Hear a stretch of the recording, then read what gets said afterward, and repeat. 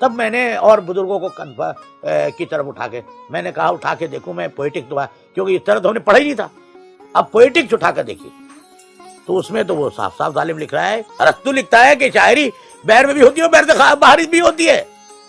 اب جناب میں نے کہا صاحب یہ کیا قصہ ہے؟ تو بحر الفصاحت ڈھونڈی میں نے، یہ حکیم عبد الغنی کی، وہ بڑی مشکلوں سے حاصل ہوئی۔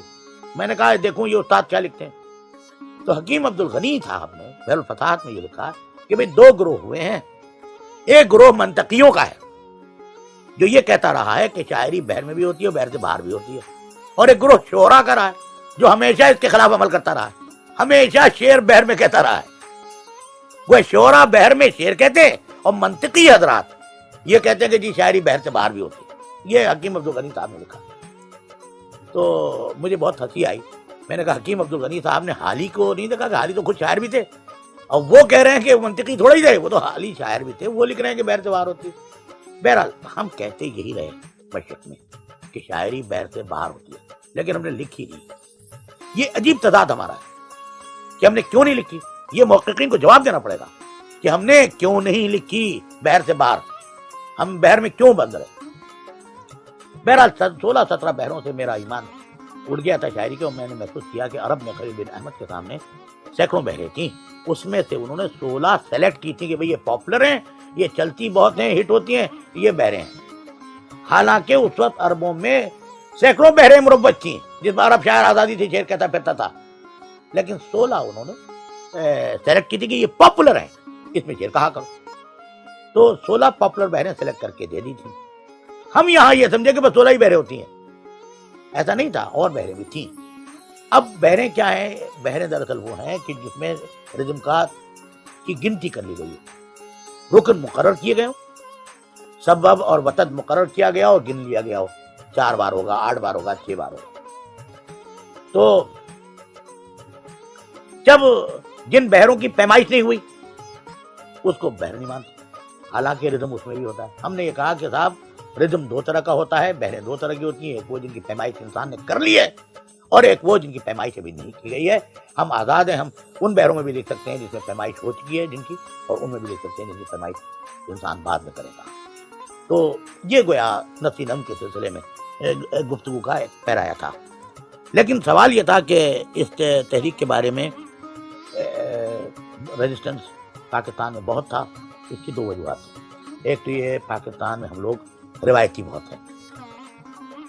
اچھا روایتی ہونا بڑی اچھی بات ہے، چلیے آپ مذہب میں ہو جائیں، روایتی ہونا بڑی اچھی بات ہے جی، کسی ایسے اصول کے سلسلے میں آپ ہوں جیسے ایماندار ہونا، بھئی ہم اس معاملے میں ایمانداری کے خلاف ایک لفظ نہیں سننا چاہیں گے، یہ بات تو میری سمجھ میں آتی ہے۔ لیکن روایت کا کوئی ٹھس تصور رکھنا ادب میں، فائن آرٹس میں، پوئٹری میں، پینٹنگ میں، میوزک میں، یہ میری سمجھ میں نہیں آتا، کیونکہ روایت کو سخت ہونا چاہیے مذہب کے معاملے میں۔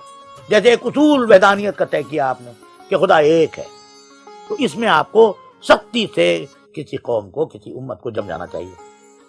آپ نے طے کیا نہیں خدا ایک نہیں ہے، خدا ہر جگہ جلوہ فرما ہے، تو آپ کو اس اصول میں سخت ہو جانا چاہیے۔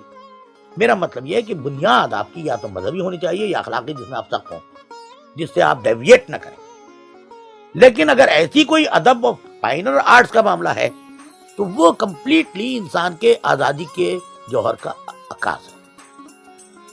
مذہب یا اخلاقیات انسان کی غلامی کا عکاس ہے، یعنی ہم اپنی بندگی کا اقرار کرتے ہیں جب ہم خدا کا اعلان کرتے ہیں۔ ہم یہ کہتے ہیں کہ خدا ہے تو گویا ہم اپنی غلامی کا اقرار کرتے ہیں۔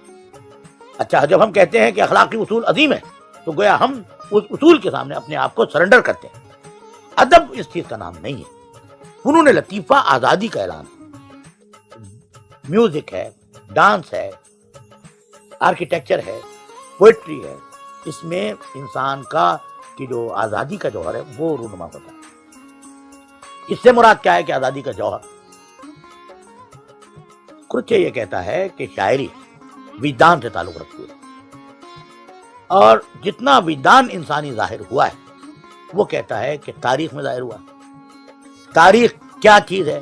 وہ کہتا ہے کہ ہمارے جوہر آزادی کا اظہار ہے، یعنی تاریخ جسے مرتب ہوتی ہے جب انسان آزاد ہونے کے قوت ارادی کا اعلان کرتا ہے، اظہار کرتا ہے، تو اسے تاریخ مرتب ہوتی ہے۔ یعنی جب قلعے کی جنگ لڑتے ہوئے اکبر کا پاؤں کھینچ کر بیرم خان کہتا ہے کہ پاؤں ذرا نیچے کرو، خود پاؤں رکھ کر قلعے پہ چڑھ جاتا ہے اور قلعے کو فتح کر لیتا ہے.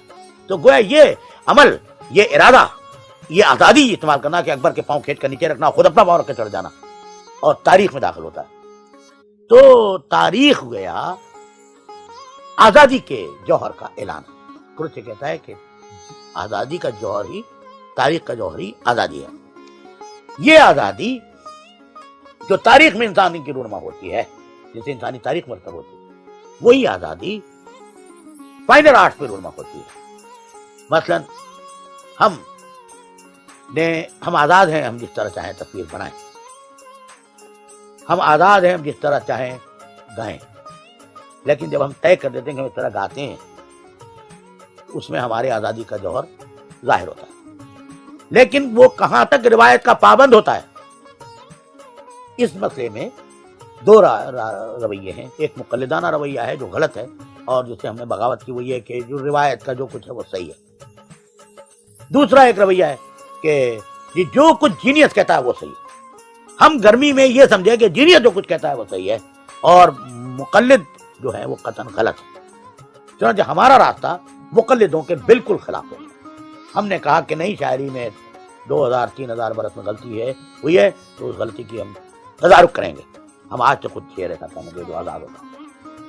اور چنانچہ ایک پوری ٹیم اردو زبان میں بولنا ہوئی، اور ایک پاکستان کے لیے ایک نیک فال تھا کہ اتنا بڑا موومنٹ ادبی ظہور پذیر ہوا جس کے انڈیا کو بھی کاپی کرنی پڑی.